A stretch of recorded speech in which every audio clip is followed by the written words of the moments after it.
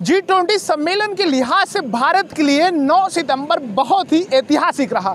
प्रधानमंत्री मोदी ने अफ्रीकी संघ को शामिल करके नई इबादत, नई इतिहास लिखी और वहीं ग्लोब साउथ की बात करें, एक लीडर के तौर पे भारत उभर कर आया।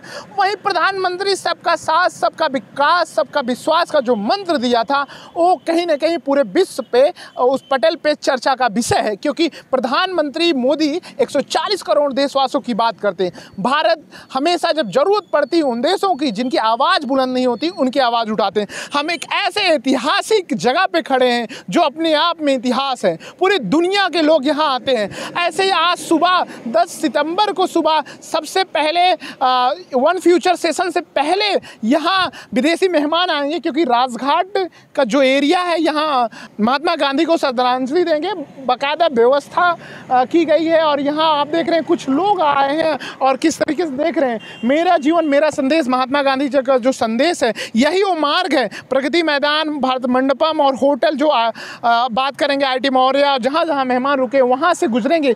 ये देखें, उन देशों के तमाम देश हैं, 20 देश जो हैं T20 में, उनके झंडे भी हैं। साथ में 9 जो इन्वाइट किए गए देश हैं, बांग्लादेश, सिंगापुर, उनके भी तिरंगे यहाँ लगाए गए हैं।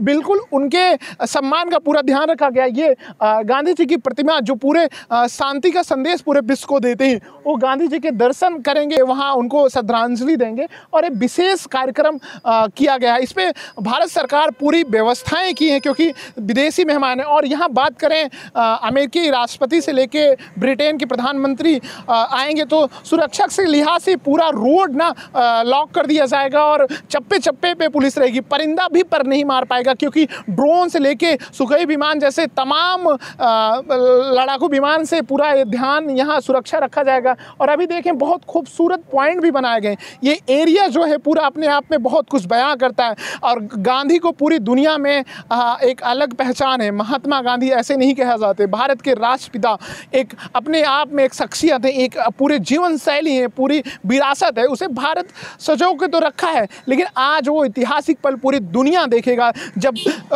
20 बड़े देश के राष्ट्रीय अध्यक्षा यहाँ एक साथ दिखेंगे और बिल्कुल भारत एक नया इतिहास रचने जा रहा है। ये देखना दिलचस्प होगा। इसके बाद भारत की जो पहल है, जो 15 द्विपक्षीय बैठक के बाद साझा कॉन्फ्रेंस की बात है, उस पर सहमति बनती है तो भारत एक साउथ ग्लोब में एक उभरता हुआ देश बनेगा और इससे बहुत कुछ बयां करेगा। भारत यहाँ से एक नई इबारत लिखेगा, क्योंकि G20 सम्मेलन की अगर बात करें, जिस तरीके से पूरी कहानी लिखी गई है, ये 18वां सेशन है। अगर देखें तो सबसे ज़्यादा अगर बात करें तैयारियां की गई हैं, क्योंकि इसके महीनों से तैयारियां की गई, क्योंकि भारत में इससे पहले 50 शहरों में 200 से ज़्यादा मीटिंगें की गई हैं। भारत मंडपम बनाया गया। भारत मंडपम में 750 करोड़ रुपए के खर्च हैं। उस पर भी बहुत ध्यान रखा गया है कि उसमें जो